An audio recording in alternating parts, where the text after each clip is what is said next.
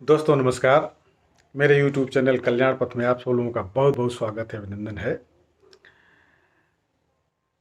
दोस्तों आज मैं आप लोगों के समक्ष भगवान बुद्ध की एक कहानी प्रस्तुत करना चाहते हैं। कहानी इस प्रकार है। एक दिन की बात है, भगवान बुद्ध अपने शिष्यों के साथ कुटिया में बैठे थे और ज्ञान चर्चा चल रही थी। शिष्यों के आग्रह पर उन्होंने एक कहानी आरंभ की।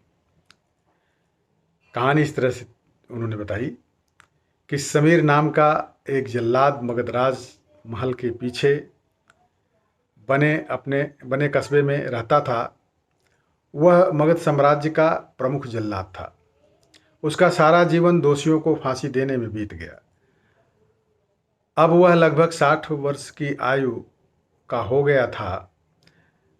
समीर अब राजकीय सेवा से मुक्त हो चुका था और अपना अंतिम जीवन वह अपने घर में व्यतीत करता था।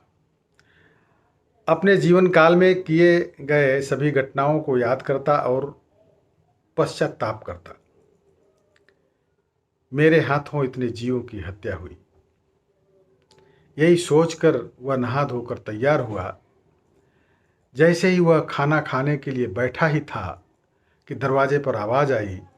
समीर बाहर निकलकर देखता है तो एक भिक्षुक उसके दरवाजे पर खड़ा है, जो जान पड़ता है कि काफ़ी दिनों की तपस्या के बाद उठा है और भूख से व्याकुल है।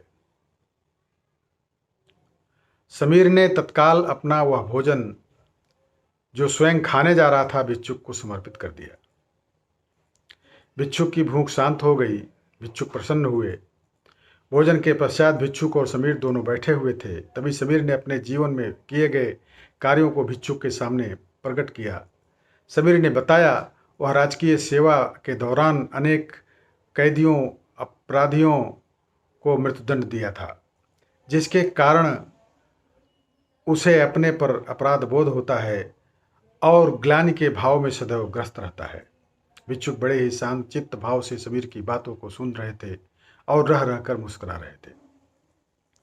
समीर ने अपने जीवन की प्रत्येक घटनाओं को भिक्षुक के सामने रख दिया। समीर की सभी बातें समाप्त होने के बाद भिक्षुक ने उसे दोनों हाथों से उठाया और हृदय से लगा लिया। कहा, वत्स, तुमने यह सब क्या स्वयं से किया या फिर किसी के आदेश के कारण किया? समीर बोल पड़ा, यह सब दोष सिद्ध होने के बाद राजा के आदेश पर ही मैंने मृत्युदंड दिया। तो भिक्षुक बोले, वत्स, फिर तुम दोषी कैसे हुए? तुमने तो अपने स्वामी के आदेशों का पालन किया है। ऐसा कहते हुए भिक्षुक ने समीर को धम्म के उपदेशों को सुनाया। उपदेश पूर्ण कर भिक्षुक वापस लौट गए।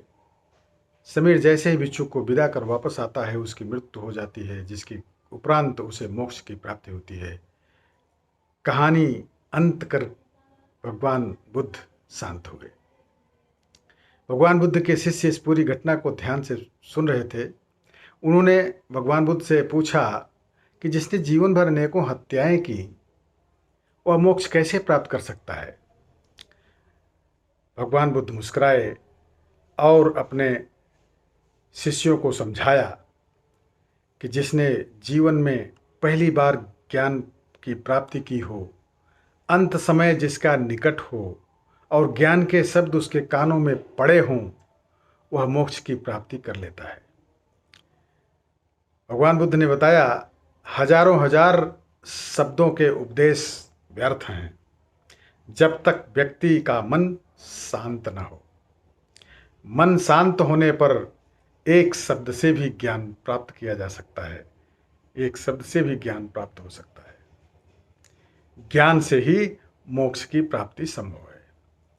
तो दोस्तों, कहानी कैसी लगी कमेंट्स में अवश्य लिखिएगा और अपने यारों मित्रों दोस्तों को शेयर अवश्य कीजिएगा। जिन्होंने अभी तक हमारे चैनल को सब्सक्राइब नहीं किया हो, कृपया सब्सक्राइब भी कर दें। बहुत बहुत धन्यवाद।